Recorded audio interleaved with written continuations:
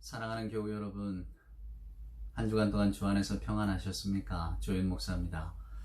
벌써 11월의 네 번째 주일이 되었군요. 정말 참 시간 빠르죠? 예. 이제 겨울이 오는 길목에 서 있습니다. 오늘 또 복된 주일 저희들 함께 예배하면서 하나님께 영광 돌릴 수 있다는 사실이 얼마나 놀라운 축복인지 모르겠습니다. 놀라워라. 정말 오늘도 우리가 이 거룩한 주일 아침을 맞았습니다.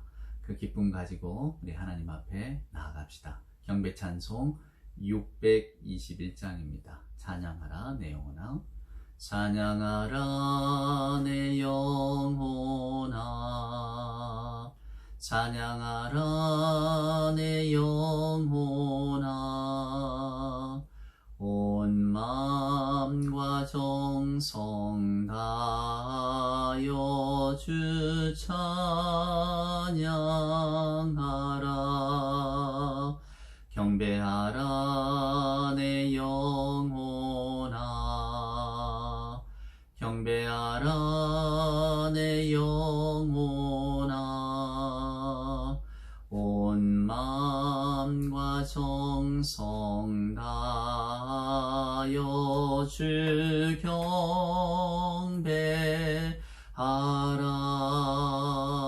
경배하라. 사도신경으로 우리들의 신앙을 고백합시다. 전능하사 천지를 만드신 하나님 아버지를 내가 믿사오며 그 외아들 우리 주 예수 그리스도를 믿사오니 이는 성령으로 잉태하사 동정녀 마리아에게 나시고 본디오 빌라도에게 고난을 받으사 십자가에 못 박혀 죽으시고 장사한 지 사흘 만에 죽은 자 가운데서 다시 살아나시며 하늘에 오르사 전능하신 하나님 우편에 앉아 계시다가 저리로서 산자와 죽은 자를 심판하러 오시리라. 성령을 믿사오며 거룩한 공회와 성도가 서로 교통하는 것과 죄를 사하여 주시는 것과 몸이 다시 사는 것과 영원히 사는 것을 믿사옵나이다. 아멘. 성시를 같이 교독할까요? 오늘 교독할 성시는 교독문 53번 시편 121편에 기록된 말씀입니다. 내가 산을 향하여 눈을 들리라. 나의 도움이 어디서 올까? 나의 도움은 천지를 지으신 여호와에게서로다. 여호와께서 너를 실족하지 아니하게 하시며 너를 지키시는 이가 졸지 아니하시리로다. 이스라엘을 지키시는 이는 졸지도 아니하시고 주무시지도 아니하시리로다. 여호와는 너를 지키시는 이시라. 여호와께서 내 오른편에서 내 그늘이 되시나니 낮에 해가 너를 상하지 아니하며 밤의 달도 너를 해치지 아니하리로다. 여호와께서 너를 지켜 모든 환난을 면하게 하시며 또 내 영혼을 지키시리로다. 여호와께서 너의 출입을 지금부터 영원까지 지키시리로다. 아멘. 오늘 예배 찬송은 찬송가 369장입니다. 죄짐 맡은 우리 구주 어찌 좋은 친구인지. 찬송가 369장 함께 찬송합시다. 죄짐 맡은 우리 구주 어찌 좋은 친구인지. 걱정 의심 무거운 짐 우리 주께 맡기세. 주께 고함 없는 고로 복을 받지 못하네. 사람들이 어찌하여 아뢰 주를 모를까. 근심 걱정 무거운 짐 아니 진자 누군가. 피난처는 우리 예수 주께 기도드리세. 세상 친구 멸시하고 너를 조롱하여도 예수 품에 안기어서 참된 위로 받겠네. 아멘.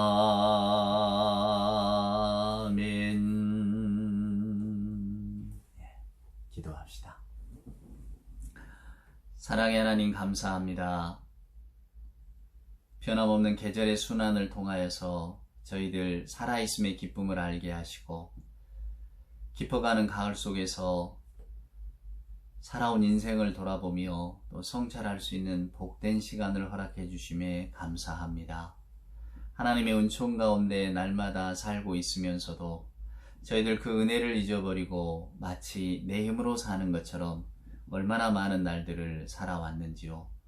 올 한 해 하나님 어떻게 살아왔나 곰곰이 돌아보니 무엇이든 그저 달라고 조르고 하나님께 바라는 요구만 했던 것을 기억합니다. 지키지 못할 약속 하나님 앞에 꼭 지키겠다 해놓고 스스로 부담스러워한 적도 기억이 납니다. 하나님, 기다려주시는 하나님, 이 11월 네 번째 주일 아침, 이제 저희들 많은 말보다는 그저 우리 하나님의 은총에 감사하며 하나님의 그 사랑을 기억하는 그런 자로 살아가기를 소원합니다. 바쁜 일손을 멈추고 일상의 밭에 묻혀있는 기쁨의 보석들을 캐어내며 하나님의 은혜를 기억하고 찬송하며 살기를 소원합니다. 하나님, 지난 한 주간의 삶도 저희들 얼마나 부끄러웠는지요. 사소한 일에도 짜증을 내고 남을 미워하며 험담하며 내 뜻대로 되어지지 않는 세상을 원망하며 살았던 순간들이 얼마나 많았는지요.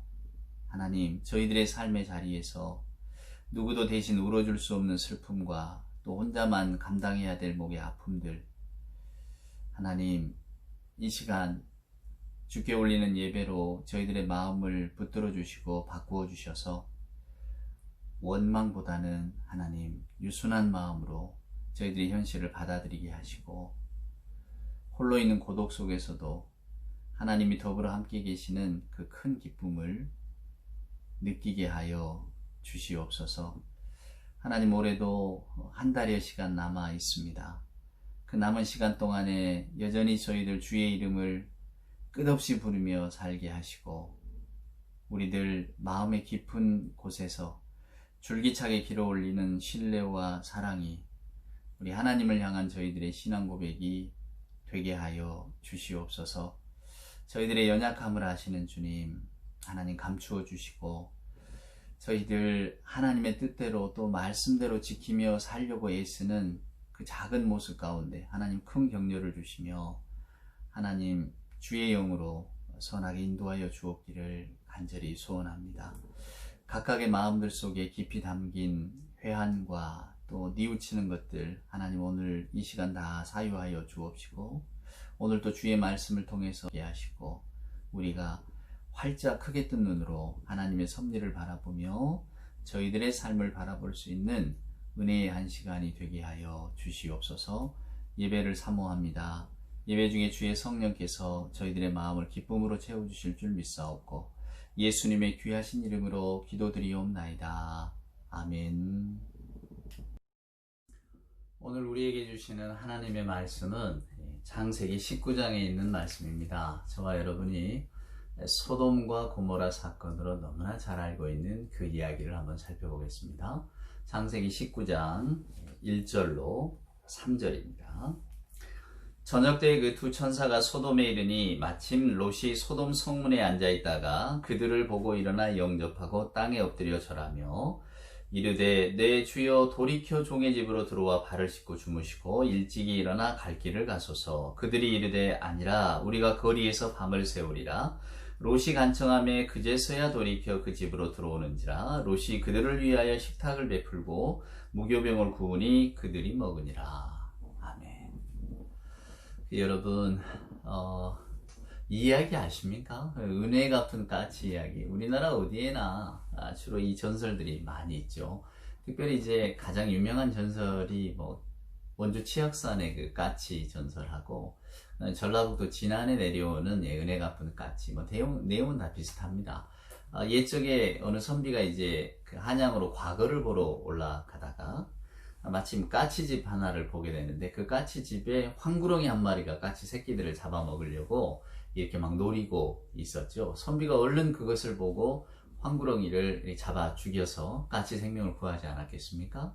그리고는 이제 길을 가는데 이제 날이 저물고 또 마치 주막 같은 어두운 곳에 집이 한 채가 있어서 들어갔더니 아리따운 아주 그 여인이 나와서 식사 대접을 그렇게 극진하게 하는 겁니다. 그리고는 이제 그 식사를 맛있게 다 먹고 이제 잠이 들었는데 나중에 보니 이 부인이 구렁이로 또 변모를 해서 전에 그 전날 낮에 이 선비가 잡아 죽였던 그 황구렁이의 부인 아니겠어요? 그래서 이제 이 선비를 죽이려고 이렇게 막 변모하는데 그때 마침 새벽을 울리는 종소리가 땡땡 나는 바람에 목적을 못 이루었는데 선비가 그 종소리에 깨고 보니 한밤중이고 실은 그 종을 울린 게 까치였다. 나중에 아침에 가서 종 밑에 가보니까 이제 뭐 까치 머리가 깨어져서 죽어 있었다. 뭐 이런 이야기 들어보셨잖아요. 은혜 갚은 까치. 이게 그 세계 어느 나라에나 이 민담 속에는 이 동물 보훈 민담이 있습니다.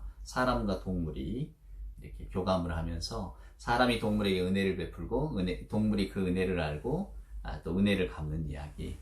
결국은 우리 옛 선조들이 이 민담 속에서 그 이야기를 통해서 후손들에게 우리가 마땅히 가져야 될 가치, 덕 이런 것들을 전하는 거잖아요. 뭐 한편으로는 그 죽은 숯구렁이 입장에서 보면은 또 원한을 갖게 되잖아요. 암구렁이가 생각할 때 내 남편이 저 선비 때문에 죽었는데 내가 복수를 해야지.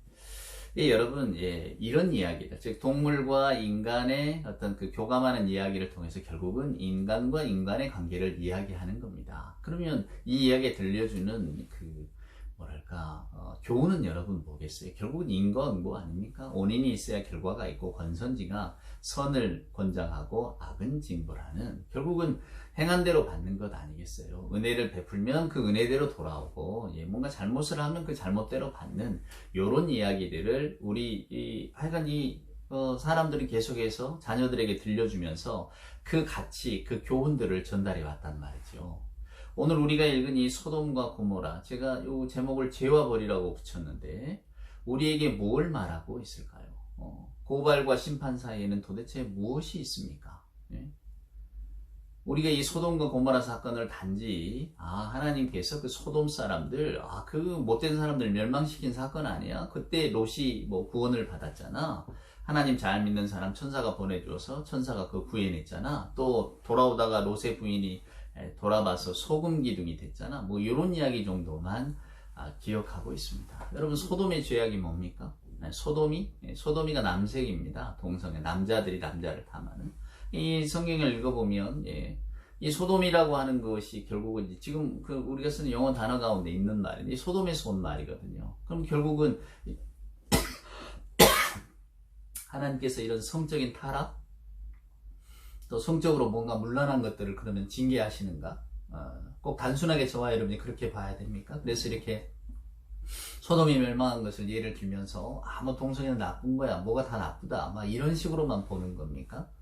사랑하는 여러분, 하나님의 창조 질서를 거스리는 것이야 나쁜 일이지만, 그러나 이 소돔 사람들의 죄악이 결국 드러내는 것이 무엇이냐라고 하는 겁니다. 오늘 우리가 읽은 이 이야기는 여러분, 마치 아까 제가 소대에 설명한 것처럼 무슨 은혜 갚은 까치 이런 이야기류, 민담류로 이렇게 취급되어질 이야기가 아닙니다. 우리가 알고 있는 소돔과 고모리아 이야기 속에는 더 큰 하나님의 은혜가 담겨 있어요. 자, 우리가 18장의 어떤 말씀들을 보았습니다. 아브라함이 손님들을 대접하잖아요. 근데 그 손님들로부터 충격적인 이야기를 듣습니다. 먼저는 하나는 이제 아들이 있을 것이라는 이야기도 듣지만, 또 하나는 소돔과 고모라를 멸망시키러 간다, 요 이야기를 듣게 됩니다. 아브라함이 가만히 있을 수가 없죠. 왜요? 롯이 소돔에 살고 있잖아요. 소돔에 살고 있는 조카 롯을 기억할 때에 아이고 큰일 났구나 생각하는 거예요. 그렇게 해서 우리가 읽지는 않았지만 18장에 보면 하나님과 일종의 거래를 하는 장면이 나옵니다. 하나님, 의인 50명만 있어도 45명이 있어도 40명이 있어도 30명이 있어도 20명이 있어도 10명이 있어도 더 이상은 안 내려갑니다. 의인 10명만 있으면 하나님 그 멸망시키지 말아주세요. 이렇게 아브라함이 간청하는 예가 나옵니다. 예. 그리고는 이제 두 천사가 오늘 우리가 읽은 본문의 장면처럼 소돔에 갔더니 소돔이라고 하는 도시에서 이 롯이 길가에 나와 있다가 이 나그네들을 뭐 천사인지 모르니까요. 나그네를 그냥 이렇게 자기 집으로 모셔가는 장면 오늘 우리가 여기까지 읽었습니다. 과연 이 도시에서는 여러분 무슨 사건이 일어나고 우리는 오늘날의 이 이야기를 어떻게 바라보아야 할까요? 자, 한번 말씀을 볼까요? 이제 4절입니다. 그들이 눕기 전에 그 성사람 곧 소돔 백성들이 노소를 막론하고 원근에서 다 모여 그 집을 에워싸고 롯을 부르고 그에게 이르되 오늘 밤에 내게 온 사람들이 어디 있느냐 이끌어내라 우리가 그들을 상관하리라. 여러분 이끌어내라 우리가 그를 상관하리라. 상관하다는 히브리 표현은 반드시 성적인 의미가 들어있습니다. 가만두지 않겠다는 거죠. 우리가 그 사람들 좀 데리고 놀겠다. 그 사람들을 괴롭히겠다. 뭐 이런 뜻이 다 포함되어 있는 겁니다. 우리는 생각합니다. 아니 왜 멀쩡한 방문객들을 자기들이 괴롭히는 거야? 왜 롯은 간청하면서까지 이 나그네들을 집으로 데려갔을까? 우리는 이제 그런 의문들을 갖게 됩니다. 그래서 이 이야기가 담고 있는 함의가 많아요. 아까 제가 말씀드린 것처럼 소돔이 무엇이었을까? 여러분 18장 한번 보시겠어요? 18장 20절에 보면 여호와께서 또 이르시되 소돔과 고모라에 대한 부르짖음이 크고 그 죄악이 심히 무거우니 내가 이제 내려가서 그 모든 행한 것이 과연 내게 들린 부르짖음과 같은지 그렇지 않은지 내가 보고 알려 하노라. 하나님께서 이렇게 말씀하셨다는 거예요. 아브라함에게. 아니 소돔에서 이렇게 울부짖는 소리가 들린다. 그러니 내가 한번 자세히 내려가서 좀 봐야 되겠다. 그래서 나는 소돔으로 꼭 가봐야 되겠다. 이렇게 말씀하신다는 거예요. 이제 여러분 짐작하시겠죠? 이 하나님의 말씀 속에 어떤 의미가 내포되어져 있는지. 아니 하나님께서 이렇게 우리 인간들이 살아가는 모습들을 잘 알지 못하셔서 저 하늘에 너무 멀리 있으니까 못 보십니까? 그렇게 해서 가까이 한번 데려다 보려고 내려오신다니요. 예, 마치 무슨 신선이 구름 타고 내려오는 것처럼 그런 어법으로 쓰여져 있잖아요. 그래서 여러분 성경은 이런 진술 자체는 어떤 문학적인 의미가 담겨져 있는 겁니다. 이걸 그대로 문자 그대로 받아들여서 하나님이 마치 우리 인간의 일을 살피시려고 땅으로 내려오신다. 이런 개념들은 우리의 옛 이야기 속에 있는 어떤 그런 그 이야기를 전달하는 방식인 거죠, 여러분. 아니 하나님께서 울부짖어야만 들으시고 또 내려오셔야만 본다는 이야기입니까? 안 그러죠. 그것은 오늘 이 소돔과 고모라의 이야기를 우리에게 전달해 주기 위한 하나의 문학적인 장치입니다. 자, 그러면 뭘 의미할까요? 소돔 사람들, 예, 악합니다. 도시를 만든 사람들이 악해요. 여러분 성경이 악하다는 것은 언제나 기준을 누구에게 두느냐면 하나님이냐 우리냐에 두는 겁니다. 그러니까 성경에 말해서 악하다는 것은 하나님 기준으로 두지 않고 내 기준으로 뒀다는 거예요. 여러분 내 기준으로 뒀다는 의미는 뭡니까? 아니 그러면 오늘날 살아가는 것이 다 내 기준이지 그 남의 기준입니까? 네, 그런 의미가 아니고요. 내 기준이 된다는 것은 내 행복을 최우선으로 생각한다는 겁니다. 행복이 뭡니까? 내가 받아서 내가 누리고 내가 즐기기 좋은 상태 아닙니까? 그러면 내가 만약에 뭔가를 가지고 싶은데 내가 가지지 못해요. 그럼 불행한 거죠. 그거 우리가 인간이 느끼는 감정 아닙니까? 그럼 행복하려면 그걸 가져야 되는데 어떻게 가져야 됩니까? 수단과 방법을 가리지 않고 가지면 된다. 이게 소돔 사람들의 생각이었어요. 내가 저거 갖고 싶은데 누가 나를 말려. 내가 갖고 싶다는데. 다른 사람, 당하는 사람, 빼앗기는 사람, 심정? 전혀 필요 없습니다. 내 기분만 좋으면 됩니다. 이게 소돔 사람들의 특징입니다, 여러분. 그것이 오늘날의 특징이기도 하죠. 소돔과 고모라는 여러분, 먼 옛적에 하나님의 징벌을 받아 사라져버린 도시가 있는 게 아닙니다. 오늘날 우리들에게도 도처에 있어요. 오늘 우리들의 마음속에도 소돔 사람들이 살고 있잖아요. 우리 욕심대로 행하고 싶은. 그러니까 아까 말씀드린 것처럼 소돔이 그 남색이야? 성적으로 방탕하고 어떤 그 일탈을 해서 여기도 보면 그 나그네 남자들을 끌어다가 자기들이 상관하겠다잖아. 이런 천하의 이 못된 놈들 말이야. 뭐 이렇게 생각하고는 우리는 그러지 않잖아요. 저나 여러분이 무슨 성적인 지향점이 특이합니까? 아니잖아요. 그러니까 우리하고는 이게 무관한 이야기가 되는 거예요. 이 소돔 사람들 멸망당할 만했네. 그게 아닙니다. 오늘 소돔 사람으로 대표되는 이 모든 것들은 결국은 저와 여러분의 마음속에 들어있는 이 이기심, 내 욕심을 채우면 된다라고 하는 그것이 모든 것이다라고 하는 것. 그러니까 소돔이라고 하는 곳이 의미하는 바는 인간의 욕심 따라 아무런 제지나 거리낌이 없이 내 욕구를 그냥 이렇게 취할 수 있고 충족시킬 수 있다면 내가 원하는 대로 마음대로 해버리는 강자의 논리, 약육강식, 힘 있는 자를 제어할 것은 아무것도 없는 사사기의 표현처럼 그저 자기 옳은 소견대로 행하는 하나님을 두려워하지 않는 그런 사회였다는 겁니다. 그러니까 이 사람들은 도시에서 또 우리끼리라고 하는 어떤 당파성이 있으니까 남들이 그냥 지나가는 사람, 낯선 사람이 들어오면 일단 괴롭히고 보는 거다 그 말입니다. 그런 사회는 하나님과 정반대에 서 있죠. 하나님은 언제나 공정과 공평의 하나님, 약자의 하나님, 동생에게 잘해주라고 우리에게 일러주시는 하나님, 약자를 멸시하거나 무시하지 말라고 하는 하나님, 그들의 눈물에 내가 반드시 보응한다고 하는 하나님, 그런 하나님이시잖아요. 우리 인간이 만들어낼 수 없는 그 아름다운 질서를 만들어내는 분이 하나님이시다 그 말입니다. 그러니까 하나님과 더불어 함께 있다는 것은 저나 여러분이 욕심대로 살지 못한다는 겁니다. 어떤 분이 이런 말 합니다. 예수를 믿으면 행복합니다. 맞습니다. 근데 그 행복이란 단어는 우리가 예수를 알기 전에 쓰고 있는 행복이라는 단어하고는 결이 달라요, 여러분. 우리가 예수를 알지 못하고 우리 욕망에 충실하고 그저 내가 바라보고 있는 사도 바울의 표현처럼 우리가 바라는 것이 이생뿐이라, 나 이생뿐이에요 라고 하는 사람이라면 그 사람의 행복은 뭡니까? 내가 원하는 게 다 채워지는 것이 행복 아닙니까? 근데 우리가 주님 안에서 행복하다는 것은 주님을 만나게 되면, 주님을 영접하게 되면, 주님과 더불어 함께 사는 삶을 내가 받아들이게 되면, 주의 은혜 가운데 내가 있게 되면 내 욕심을 채우는 것이 행복한 것이 아니라는 것을 알게 됩니다. 하나님이 내게 주시는 것들이 무엇인가, 하나님의 사랑이 무엇인가를 알고 깨닫는 그 순간부터 채워지는 행복감은 세상에 손으로 잡을 수 있고 그저 내가 이룩해 낼 수 있는 것과는 전혀 다른 행복감을 선사하는 거죠. 그런 의미에서 예수님을 믿으면 행복합니다라고 하는 말을 저와 여러분이 사용하는 것이지, 예수를 믿었더니 없던 재물이 생기고, 예수를 믿었더니 내가 남들보다 훨씬 건강해지고 똑똑해지고 무슨 일을 해도 만사형통하더라, 그래서 나는 행복하다, 이게 결코 아니라고 하는 겁니다. 세상의 말과, 세상이 우리에게 주는 말과 하나님이 저와 여러분에게 들려주시는 말씀을 우리가 구분할 줄 알아야 됩니다. 그러니까 오늘 소돔 사람들의 특징은 오늘 저와 여러분의 특징과도 똑같아요. 내가 내 마음에 차야 만족하고, 내가 그냥 원하는 것은 뭐든 갖고 싶고, 갖지 않으면 내가 불행하게 느껴지고, 세상에 늘 이렇게 염려와 근심 가운데 살아가는, 다툼과 불화 가운데 살아가는 그런 우리들의 모든 모습들이 소돔에 있는 겁니다. 그걸 말하는 거예요.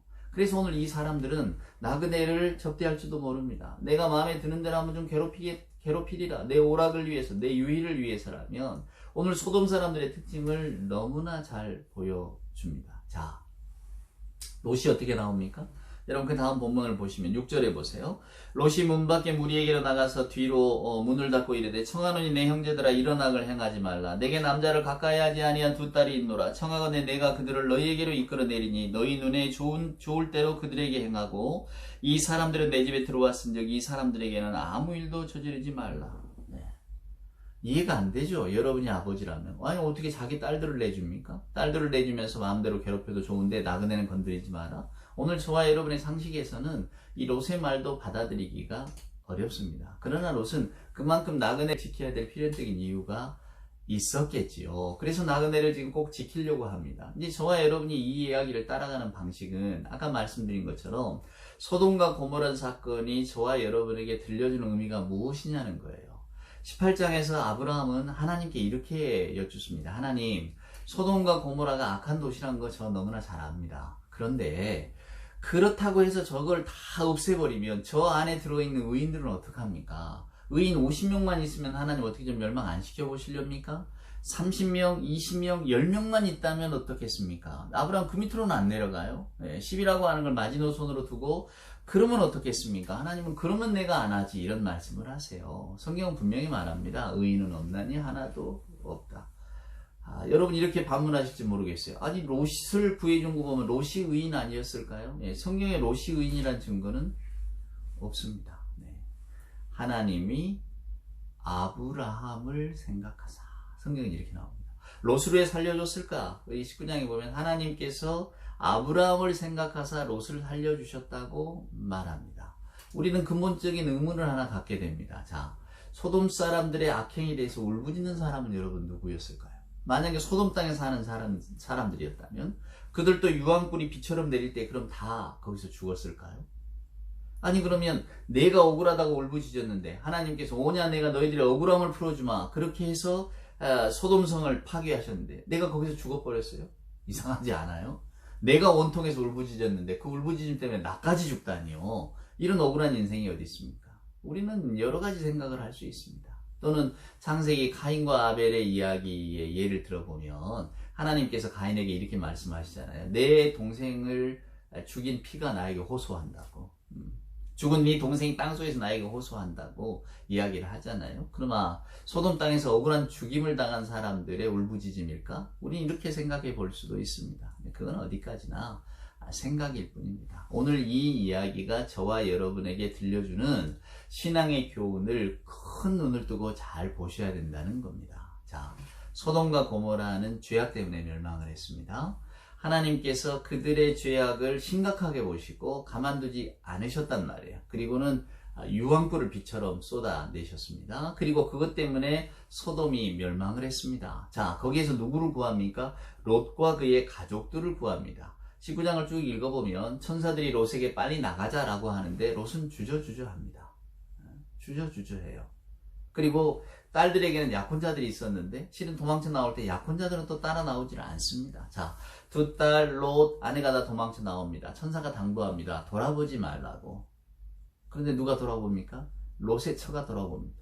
그래서 누가복음을 읽어보면 예수님께서도 롯의 처를 기억하라고 이야기하십니다. 뒤를 돌아봅니다. 여러분 롯의 처는 왜 뒤를 돌아봤을까? 거기에 그의 삶이 있기 때문입니다. 롯의 처가 그럼 누굽니까? 우리들이죠. 우리는 늘 우리들의 삶을 돌아봅니다. 하나님 때문에 가지 못한 길들을 항상 바라봅니다. 하나님이 금하시는 것들, 그러나 내가 하나님을 모를 때 행했던 일들의 그 기쁨들을 우리가 이제 놓고 떠나야 된다고 생각하니까 너무 아쉽죠. 그래서 자꾸 돌아봅니다. 마치 롯의 처처럼 말입니다. 어떤 분은 이렇게 이야기합니다. 목사님, 제가 예수 믿기 전에는 뭐 노래방도 잘 가고 고스톱도 재밌게 잘 치곤 했는데요. 예수 믿고 이런 거 다 하지 말라고 하니, 이거 저 너무 심심해요. 꼭 그것이 예수 믿는 겁니까? 어떤 분이 말합니다. 난 예수 믿고 나서 뭐 술, 담배도 끊고 노래방도 안 가고 나는 뭐 그런 오락도 다 끊었다. 하나님이 진정 끊으라고 하시는 것은 그런 뭐 오락, 즐기고 이런 게 아닙니다. 저나 여러분의 마음속에 들어있는 그 악독함이죠.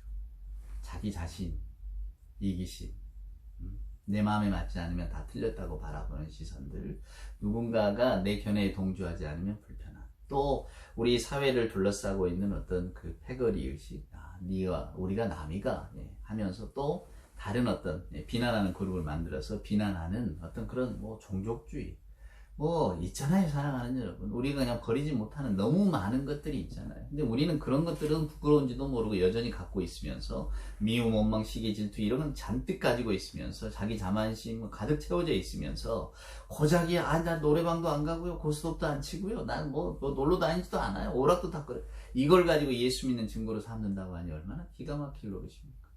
오늘 롯의 처는 왜 돌아봅니까? 그의 삶이 거기 있기 때문입니다.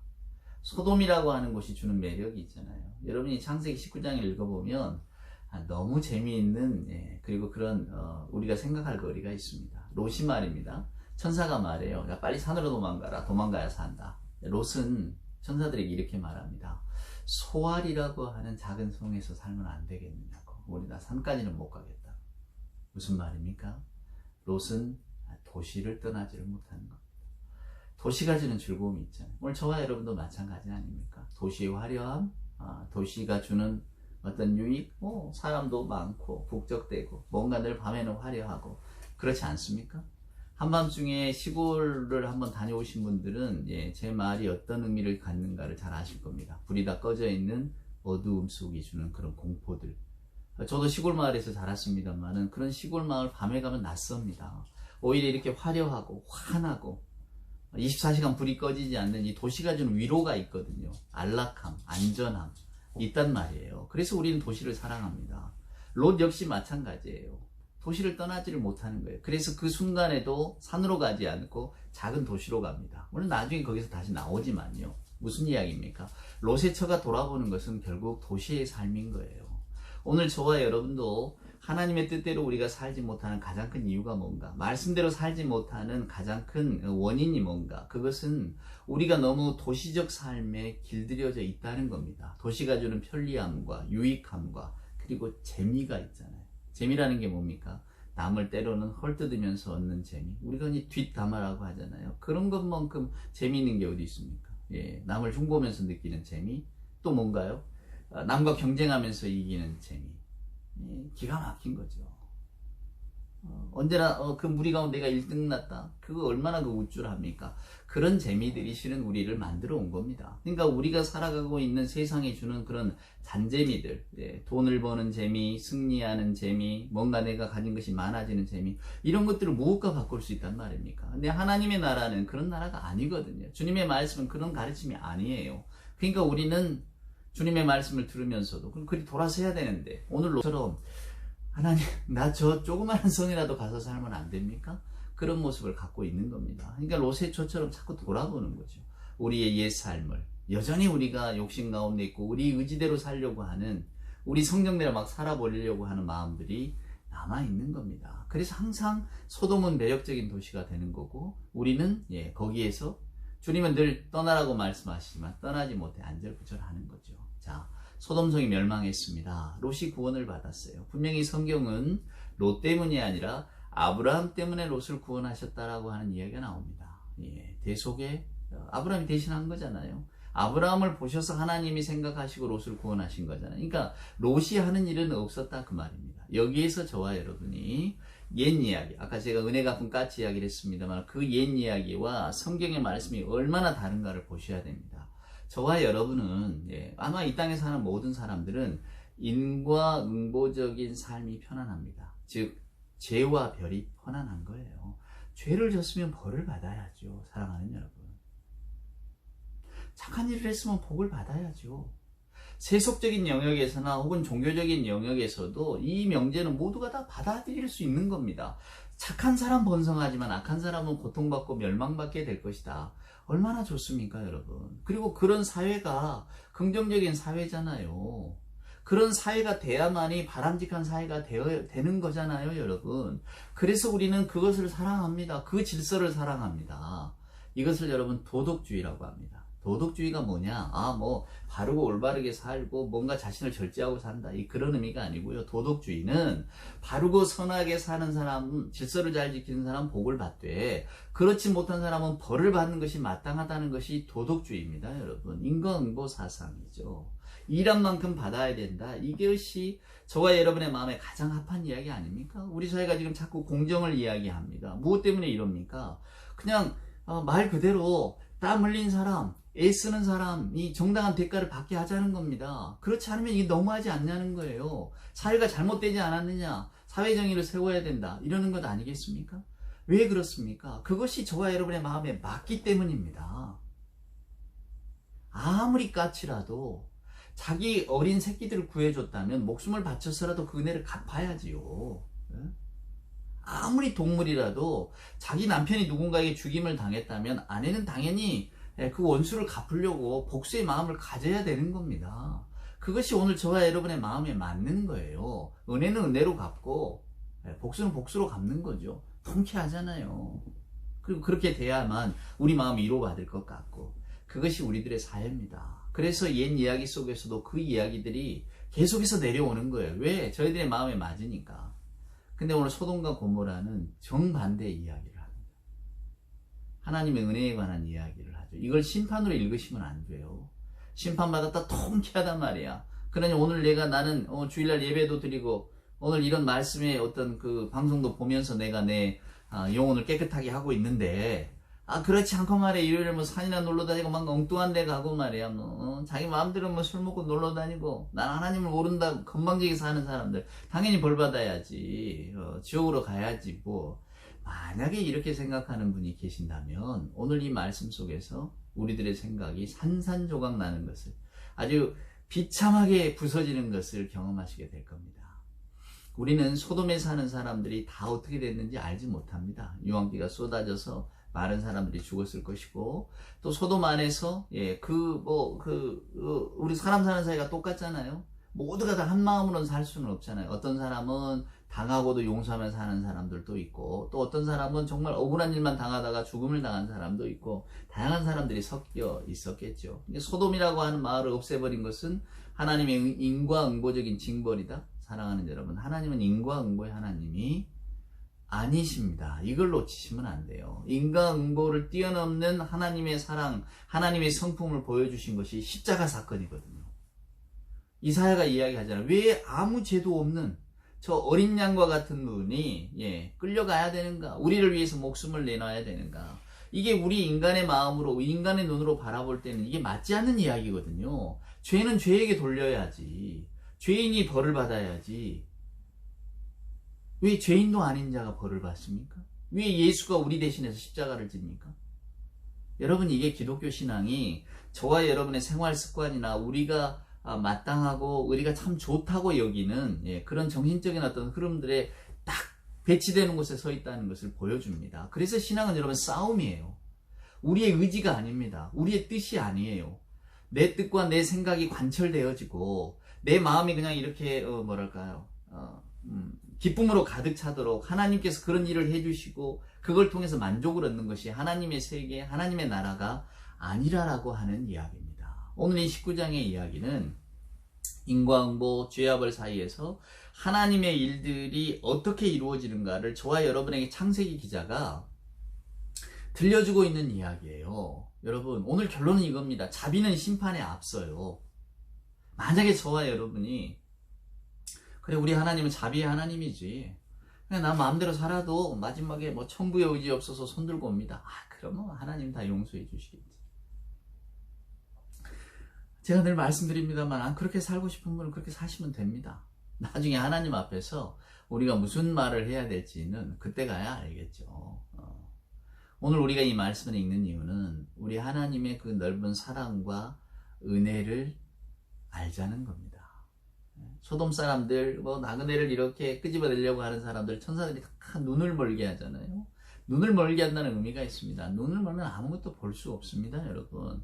볼 수 없기 때문에 엉뚱한 길을 가는 겁니다. 오늘 우리들이 다 눈먼 자 같지 않습니까? 오늘 소돔 그 성에서 말입니다. 롯의 그 나그네를 끌어내려고 하는 사람들, 눈 어두워서 어딘지 모르는, 갈 바를 모르는 거예요. 익숙했던 길들을 못 가는, 어디로 가야 할지 모르는, 그게 우리들의 자화상입니다. 근데 오늘 말씀을 보면서 저와 여러분이 깨닫습니다. 우리들이 살아가는 인간 세상 속에서는 인과응보만큼 통쾌한 게 어디 있습니까? 복수는 나의 것. 복수만큼 좋은 게 어디 있어요? 통쾌하죠. 그러나 하나님의 세계는 그게 아닙니다. 하나님의 세계는 우리들의 이 도덕주의를 뛰어넘고 우리들이 마땅히 좋다고 여기는 것들을 다 뛰어넘습니다. 그리고 우리에게 하나님의 사랑을 다 들이밀고 계세요. 그 하나님의 사랑을 하나님께서는 그리스도의 십자가로 보여주셨죠. 우리는 어찌해야 될까요?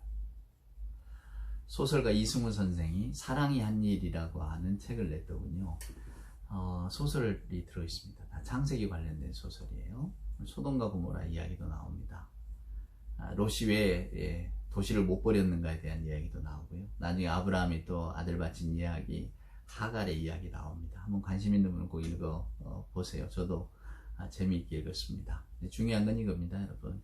오늘 이 소돔과 고모라 사건을 제발 단순하게 그냥 죄와 벌에 대한 이야기다, 인과응보에 대한 이야기다, 잘하면 복받고 못하면 벌받는다, 이런 식으로 읽어서는 안 됩니다. 오늘 이 말씀이 저와 여러분에게 들려주는 하나님의 성품은 하나님의 자비가 하나님의 심판을 앞선다는 겁니다.